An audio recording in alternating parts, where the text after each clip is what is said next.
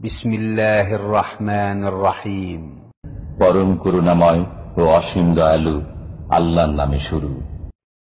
ومن أحسن قولا ممن دعا إلى الله وعمل صالحا وقال إنني من المسلمين।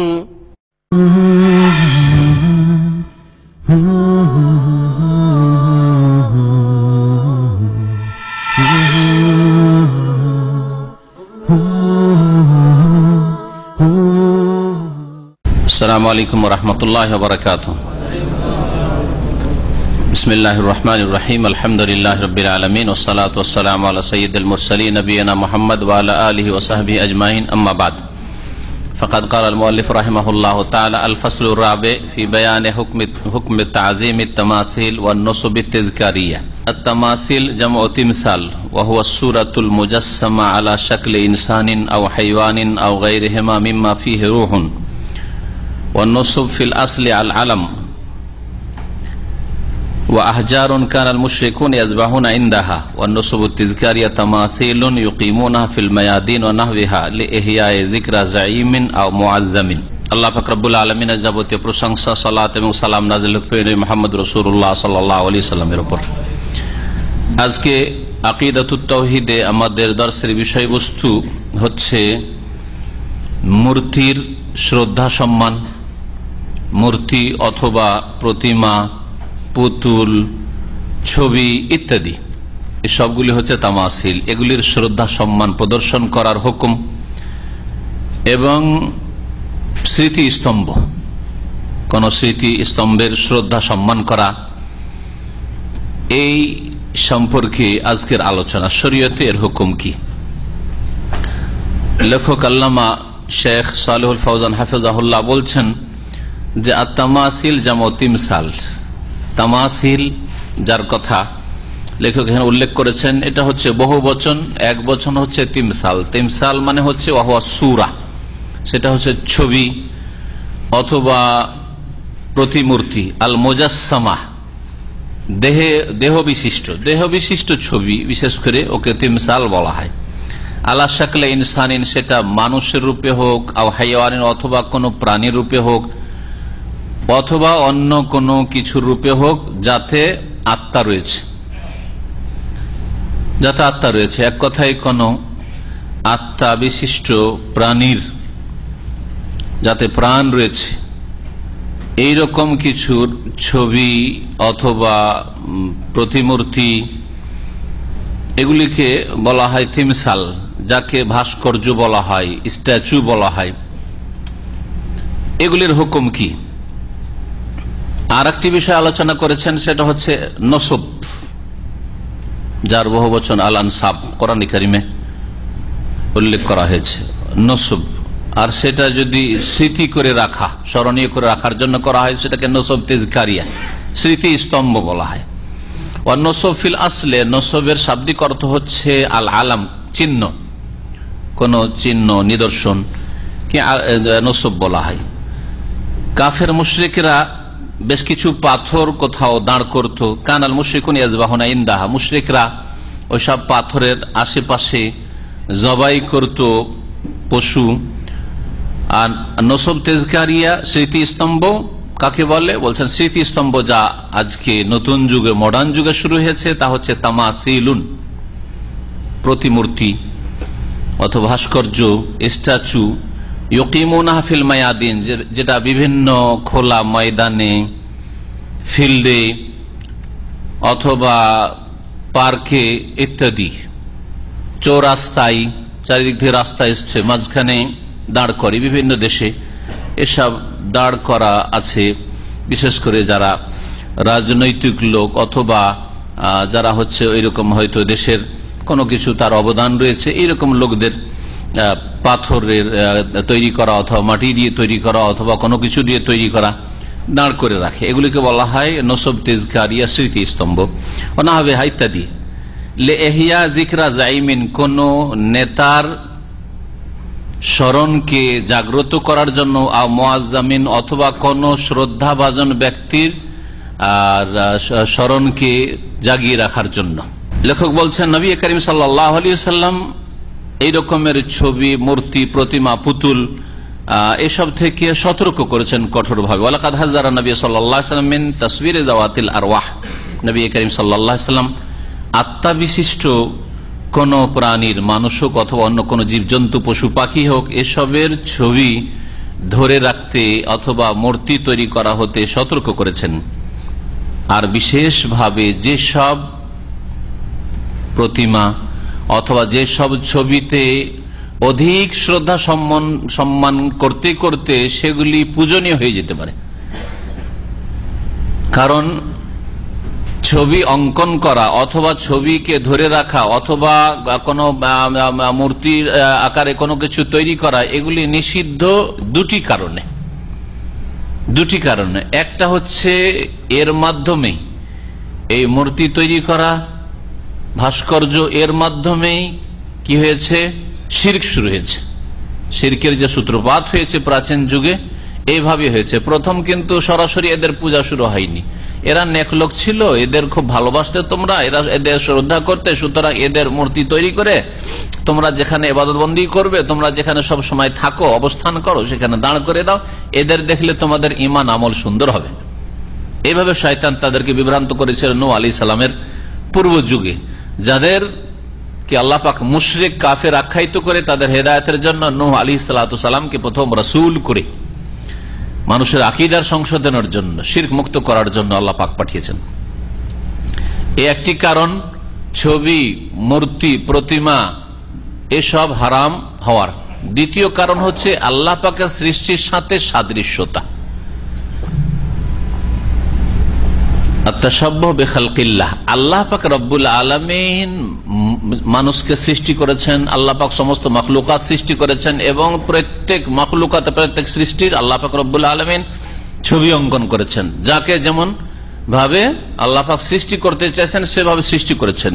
ফি আইয়্যি সূরাতিম মা শাআ রাক্কাবাক, আল্লাহ বলছেন যে কোন সূরতে, রূপে, আকার, আকৃতিতে যেমন আল্লাহ চেয়েছেন, রাক্কাবাক হে মানুষ তোমাকে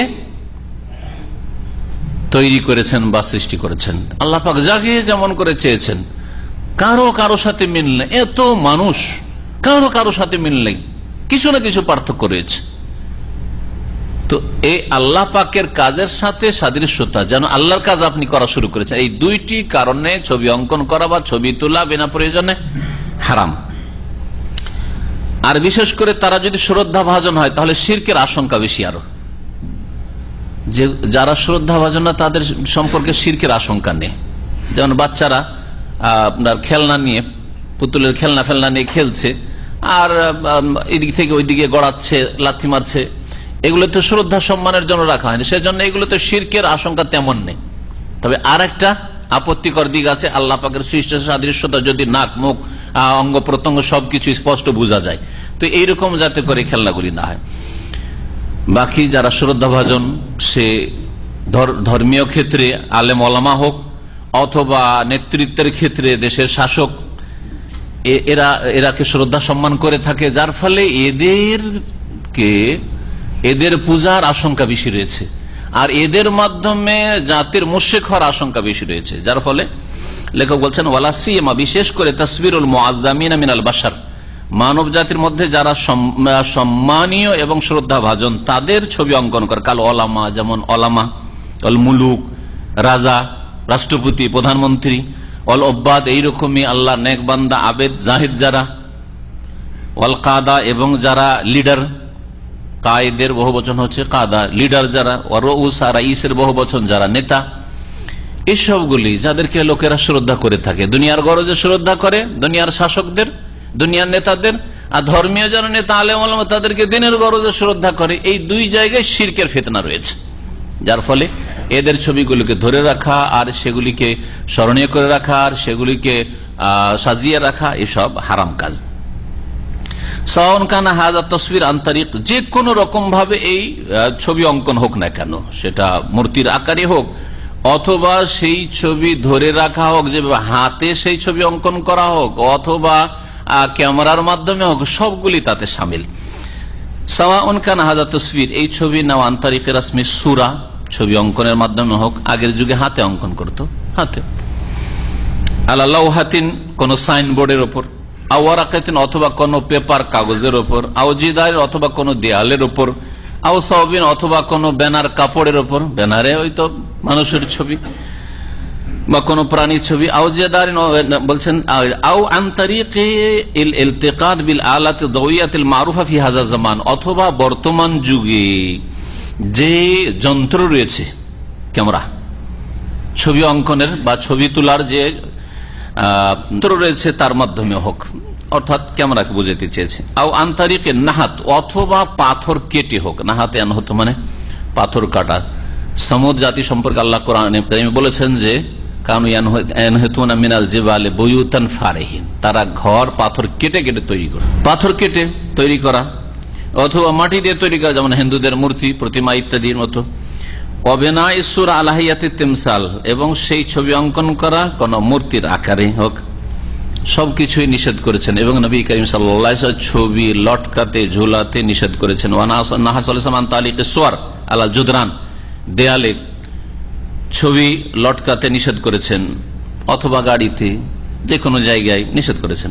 ওয়ান নসবি তামাসিল, এবং মূর্তি কোথাও দাঁড় করে রাখা অথবা ছবি ভাস্কর্য দাঁড় করে রাখা, এসব নিষেধ করেছেন। অমিনা আর নসবুত তাজকির, এরই অন্তর্ভুক্ত হচ্ছে বর্তমান যুগে স্মৃতি স্তম্ভ, এটাও তার অন্তর্ভুক্ত। লিআন্না যালিকা ওয়াসিলাতুন ইলা শিরক, এগুলি হচ্ছে শিরকে পৌঁছার মাধ্যম, এর মাধ্যমে মানুষ শিরকে পৌঁছে থাকে।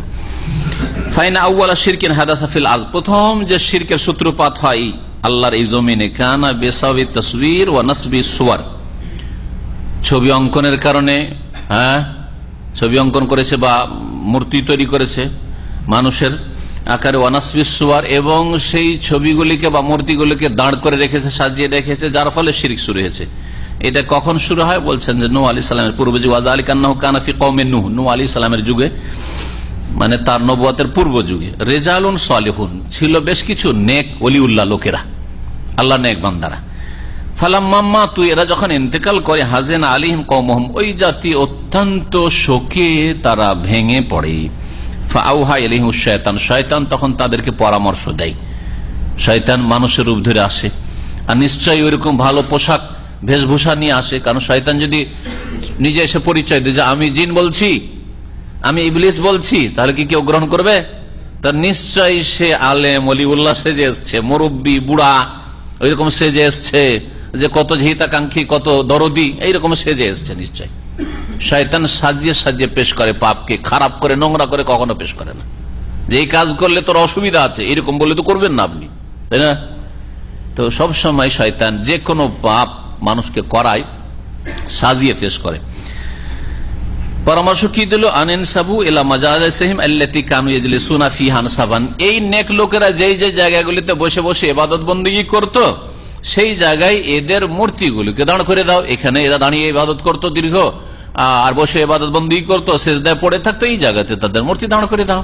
ওয়াসাম্মুহা বিআসমাহিম, আর ওদের নাম, এটা হচ্ছে ওয়াদ, এটা সোয়া, এটা ইয়াগুস, এটা ইয়াউক, এটা নাসার, এইভাবে লাগিয়ে দাও, ওই নাম দিয়ে ডাকো আর বোর্ড লাগিয়ে দাও।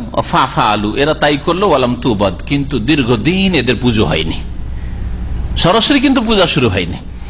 হাত্তা ইযা হালাকা উলাইকা, প্রথম যুগের লোকেরা যারা এই মূর্তিগুলি তৈরি করেছিল, তারা যখন মারা গেল, এরা ধ্বংস হইল। নসিয়াল ইলমু, তখন দ্বীনের, ধর্মের, ইসলামের সঠিক জ্ঞান যখন মানুষের থেকে সরে গেল, নসিয়াল ইলম, ইলম যখন অপসৃত হইল, ইলম নাই মুসলিম সমাজে তখনকার যুগে, যখন জেহালত, অজ্ঞতা বিস্তার লাভ করলো, অবেদা, ধীরে ধীরে এদের পূজা শুরু হয়ে গেল, ধীরে ধীরে এদেরই পূজা শুরু হয়ে গেল। এদেরকে দেখলে আল্লাহ স্মরণ হবে না করে, এদেরকে ডাকলে আল্লাহকে পাবো, শুরু হয়ে গেল। এইভাবে ধীরে ধীরে পূজা শুরু হয়েছে, মূর্তি পূজা, আর এইভাবে কবর মাজার পূজা শুরু হয়েছে। এরা ওলি আউলিয়া ছিল, সুতরাং এদের কবর আমাদের বাপ মার মতো কাঁচা কবর রাখলে চলবে না, পাকা কবর করতে হবে। পাকা কবর রাখলে, শুধু পাকা কবর রাখলে বেয়াদবি, ওর উপরে একটা চাদর চড়াইতে হবে, ফুল দিতে হবে, একটু সাজাইতে হবে। আর কবর দিয়ে দিলাম আর এদের খোঁজ খবর নিলাম না, এটা হবে না।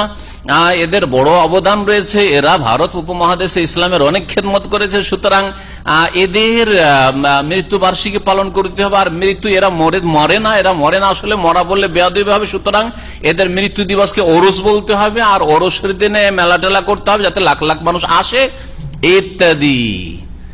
আর এদের সন্তুষ্টির জন্য খাসি মোরগ নিয়ে লোকেরা আসবে, জবাই করবে, এই করতে করতে পূজা শুরু হয়ে গেল। পুরো ধীরে ধীরেই কবর মাজার পূজা শুরু হয়েছে।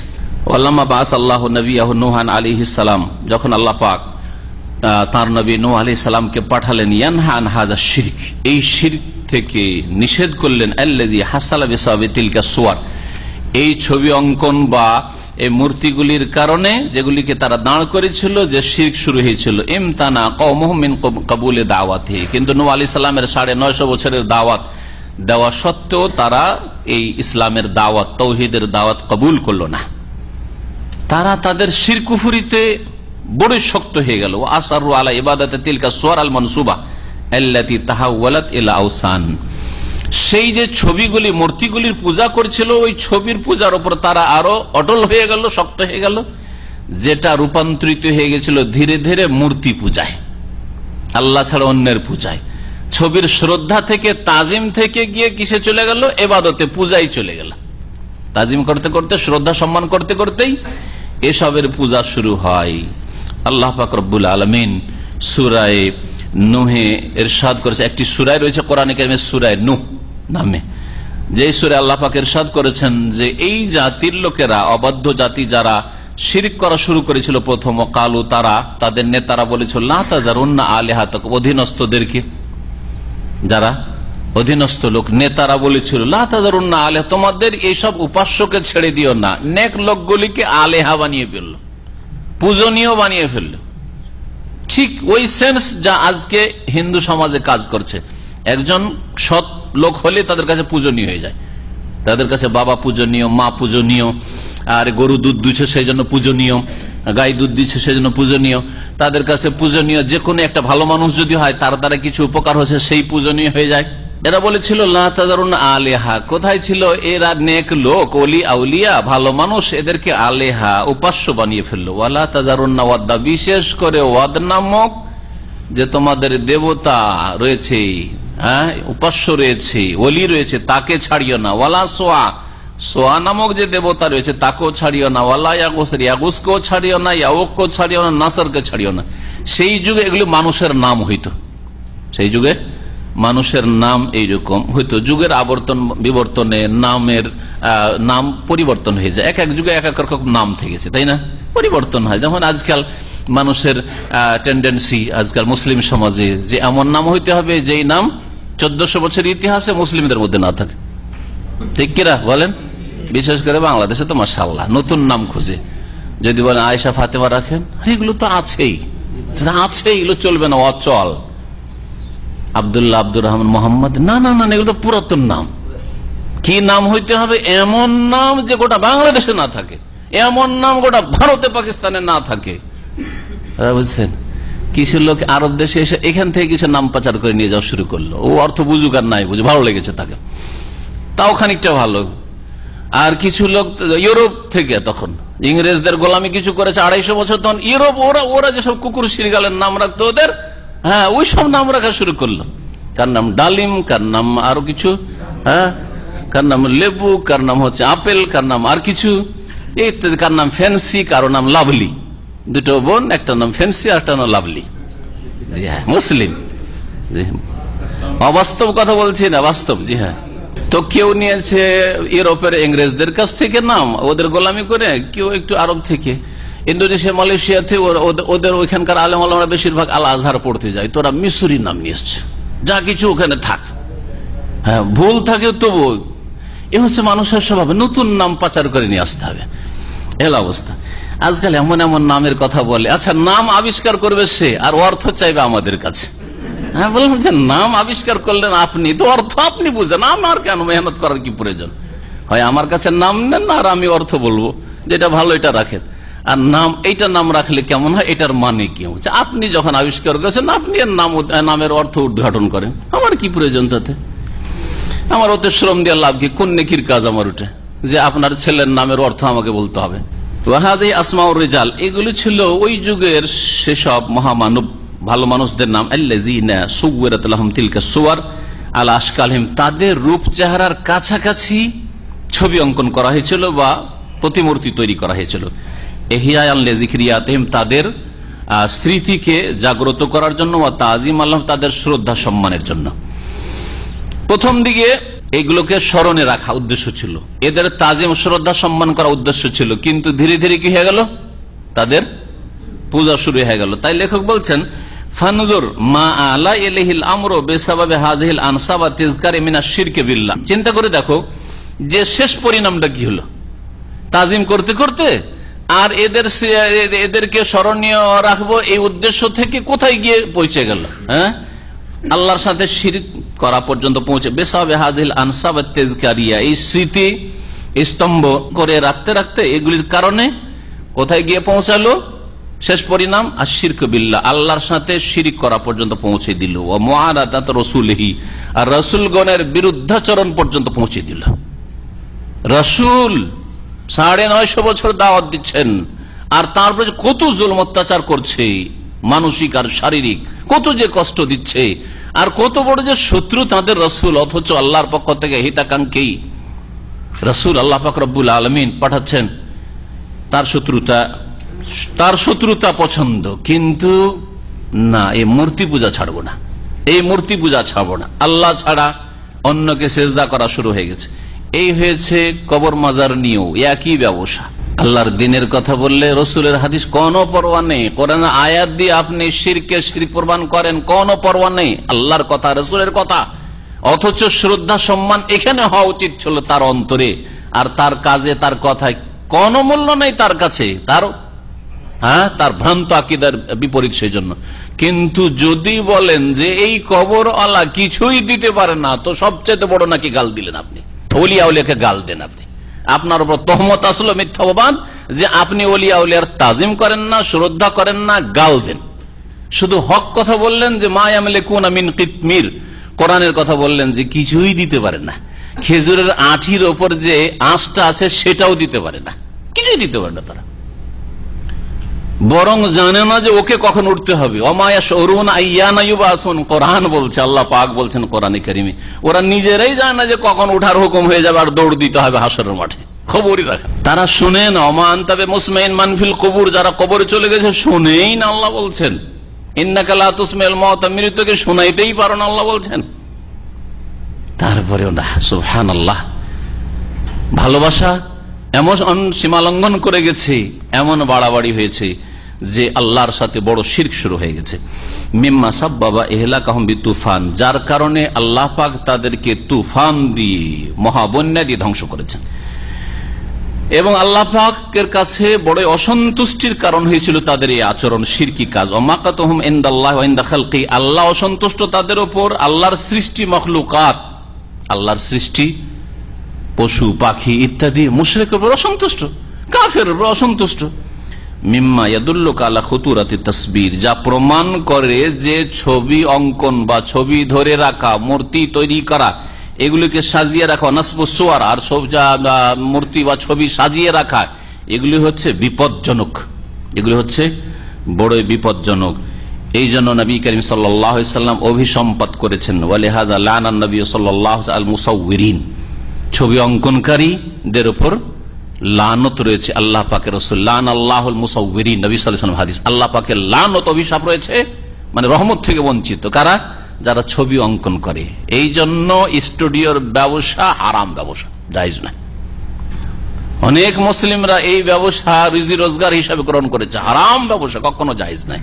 10% বৈধ হয়তো ছবি তোলা হচ্ছে, যেটা শরীয়তি গরজে অথবা প্রয়োজনে নিরুপায় আপনাকে আপনার আইডি বানাতে হবে বা পাসপোর্ট বানাতে হবে ইত্যাদি, সেই ক্ষেত্রে বৈধতা রয়েছে, কিন্তু বাকি 90% কি অবস্থা আপনার হবে।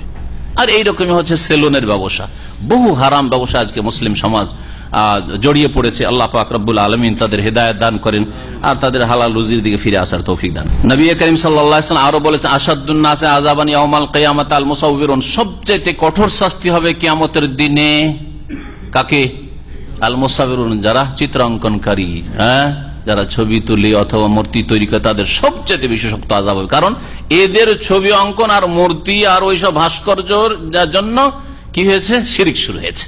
এদের কারণে শিরক শুরু হয়েছে। এরা এই কাজ না করলে শিরক শুরু হইতো না। তাহলে এইরকম কঠোর শাস্তি হবে ওইসব লোকদেরকে যারা কবরগুলিকে মাজার বানিয়েছে, কবরের নাম কবর রাখেনি, মাজার বানিয়েছে, পাকা করেছে, চাদর চড়িয়েছে, ফুল দিয়েছে, আর সেগুলিকে আস্তানায় পরিণত করেছে, আর সেখানে গায়রুল্লাহকে সিজদা হচ্ছে, আল্লাহ ছাড়া অন্যকে ডাকা হচ্ছে। এদের উপর কঠোর শাস্তি হবে।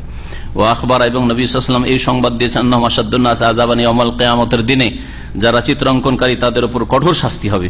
ও আমার বিতামসিস সুয়ার, নবী সাল্লাল্লাহু আলাইহি ওয়াসাল্লাম যে কোনো ছবিকে নিশ্চিহ্ন করতে বলেছেন, নিশ্চিহ্ন করে দিতে বলেছেন। ও আখবারা, আরো বলেছেন নবী সাল্লাল্লাহু আলাইহি ওয়াসাল্লাম যে আন্নাল মালায়েকাতু লা তাদখুলু বাইতান ফিহি সূরা, যেই বাড়িতে ছবি থাকে সেই বাড়িতে রহমতের ফেরেশতা প্রবেশ করে না। এতগুলি দিক রয়েছে ছবি হারাম হওয়ার।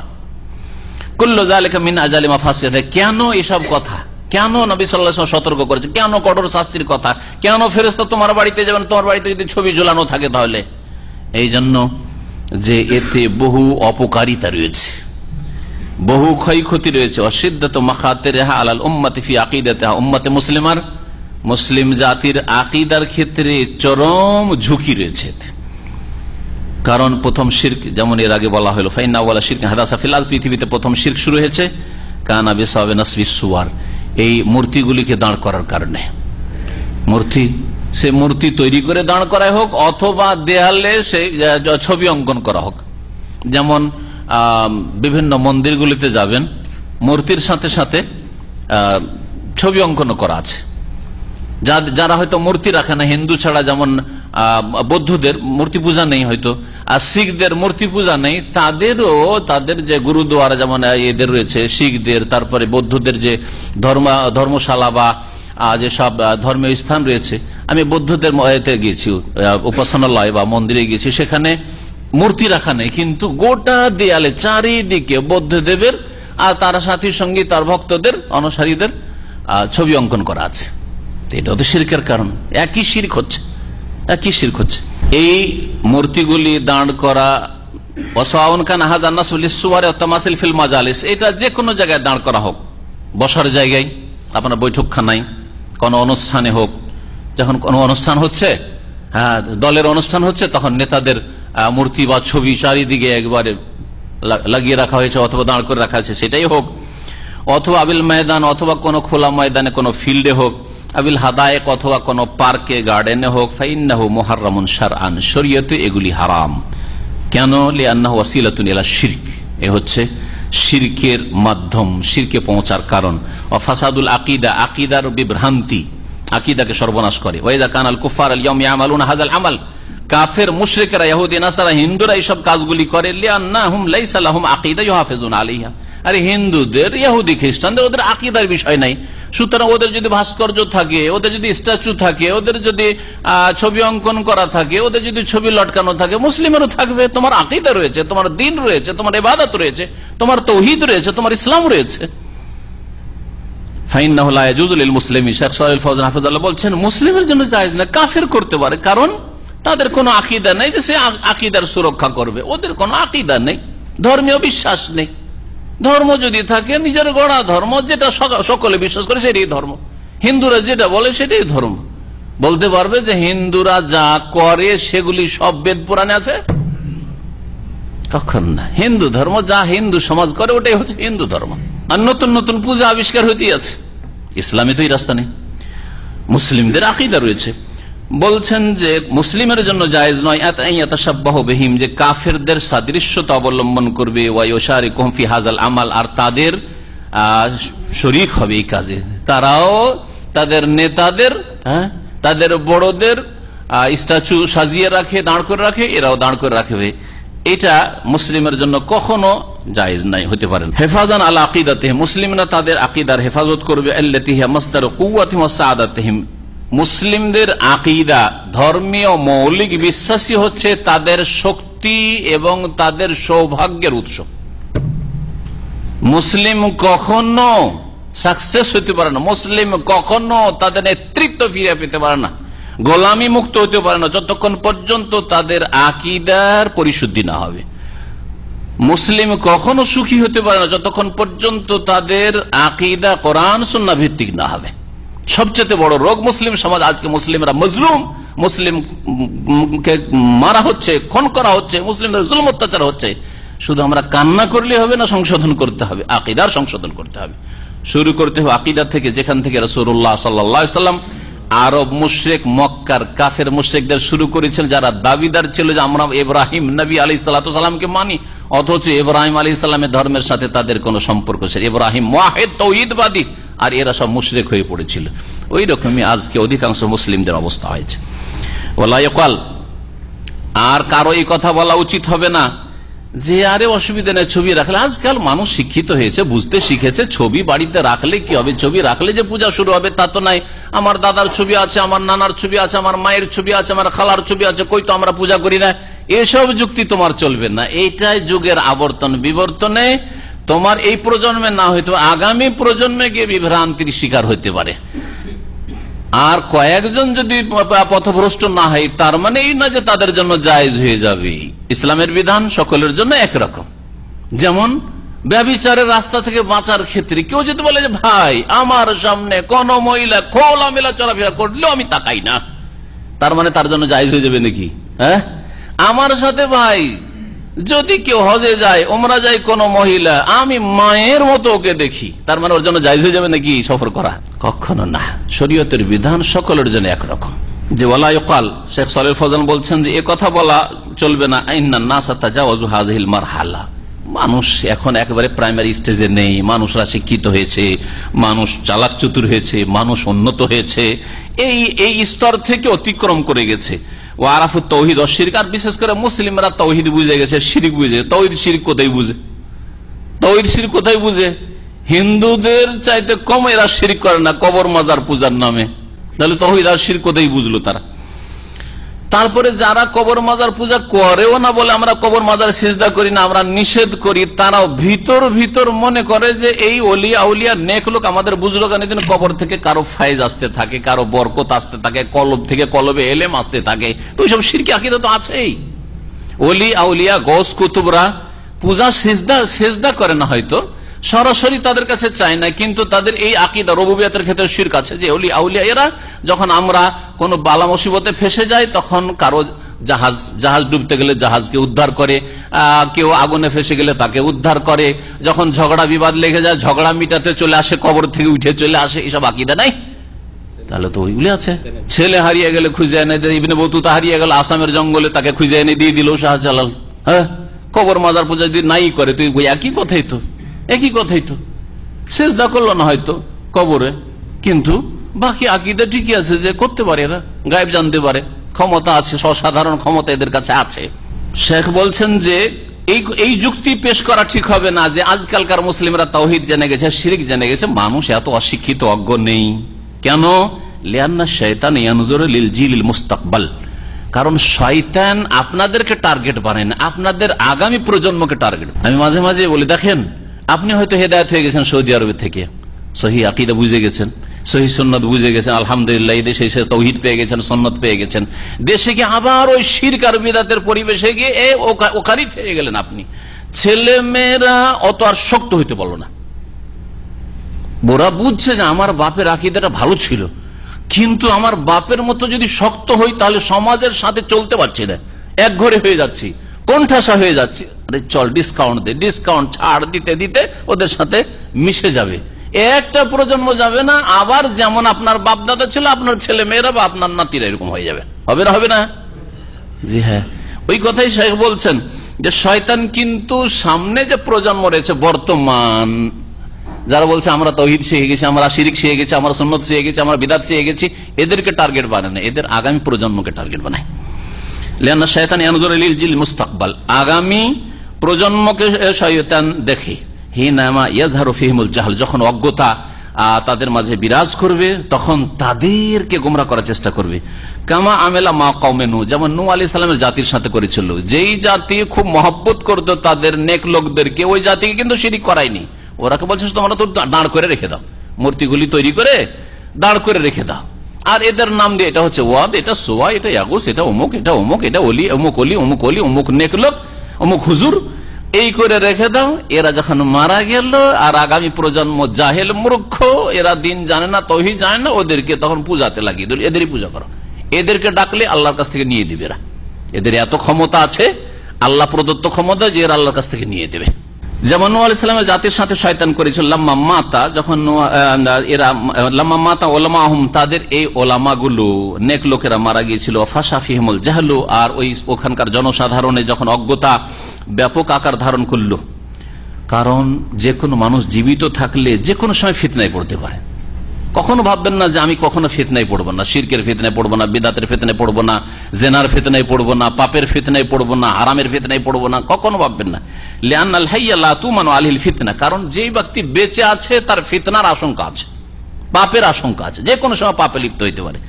যেমন ইব্রাহিম আলাইহিস সালামের দোয়া সূরা ইব্রাহিমে, আজকে জুমার পরে তাফসীরে এই আয়াত এসেছে সূরা ইব্রাহিমে, বলছেন কি, রব্বিজাল হাযাল বালাদা আমিন, আল্লাহ এই শহরকে, মক্কাকে তুমি নিরাপদ শহর করে দাও, ওয়াজনুবনি ওয়া বানিয়া আন না'বুদাল আসনাম, আমাকে এবং আমার সন্তানদেরকে মূর্তি পূজা থেকে বাঁচিয়ে রাখিও।